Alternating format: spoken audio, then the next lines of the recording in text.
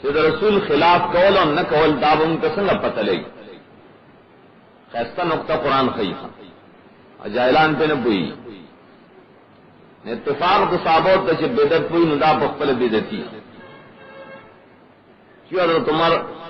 شل کا په تراو باندې خلق را جمع کړي دا بدعت کړي. الله عزت بچا زور نه کوم یو سره بدعت تدي یو سره صحابه خلاف تدي وادي زبم ولدی کا اور کم سزا ولی ما تولا دی آیت نا اتباع صحابہ سرسرا مسئلہ د اجماع ثابت ده. نو کله که سره وی چې نه صحابی بکړي زاغنکم هغه بدعت کړي عمر بدعت کړي عثمان بدعت کړي ازو دانکم نو مینس کې یتبع غیر سبیل المؤمنین دا شیطان کټ کنه د قران یو ټوکړه پرې خو